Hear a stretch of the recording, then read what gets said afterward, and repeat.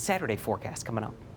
All right, thank you, Eric. A local healthcare facility shutting its doors abruptly, leaving hundreds of people without a job and thousands without medical and dental care. Yeah, employees actually learned about that today. Fox 17's Darren Cunningham is live in Muskegon County after speaking with patients and employees. Darren?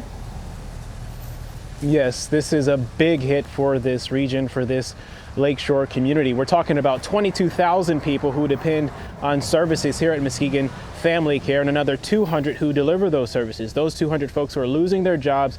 They received a letter. However, this center has not put out any information to the public about the closure just yet. I know many of you have questions, but please know that we do not have all of the answers as of yet, but we'll keep you updated. Excerpts from a letter no employee wants to receive. Phrases like ceasing operations. This woman works for Muskegon Family Care, asking us to conceal her identity. Since she found out Friday, she has just 1 week left on the job. From what I heard today, there's 30% that will be there. It sounds like more or less to finish what has already been done, maybe transfer records. Appointments have been canceled today. She says the letter from the interim CEO went out last night. Friday, she learned 200 people will soon be unemployed. We do a lot of good. There's a lot of outreach.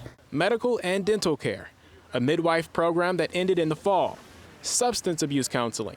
She says her concern isn't so much for her job, but for the 22,000 patients impacted. This federally funded facility caters to those with low income who are on Medicaid, Medicare, underinsured, or have no insurance at all. It just kills me.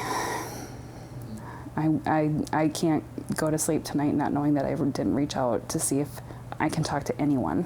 If anybody, I'll write letters, I'll make phone calls. I know I'm a nobody, but I have to do something.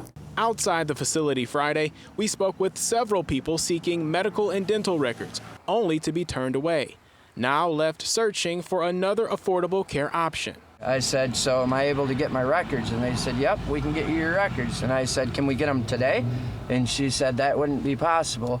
And I said, well, if you guys are closing down permanently, am I going to get my records? Like, 'cause if I don't get them records, I'd have to pay another $2,000 for x-rays out of pocket because my insurance already paid for them to do it. They gave me a form, had me fill it out, and just said that once they find out anything, that they'll let us know. But they just sent the form back to the lady and said, hopefully you get your records soon. Like, they don't really have any answers. State Representative Terry Sabo, who represents this area, says stakeholders have been in talks about this facility and what alternatives there are for patients. It's very unfortunate, and I feel for those patients, not only today, but going forward as well. And it's something that I think a lot of the community is going to have to kick in.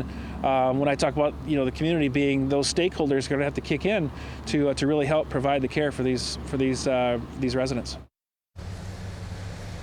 Now, Representative Sabo also confirms that there is a law enforcement investigation into how this center was operated, or how it has been operated up until this point. That investigation, I'm told, started in December, and I have reached out to state police to learn more about this investigation. Now, I reached out to the facility, I reached out to a couple of board members, but as of news time, I have not heard back. Live in Muskegon County this evening, Darren Cunningham, Fox 17 News. All right, Darren, thank you. Former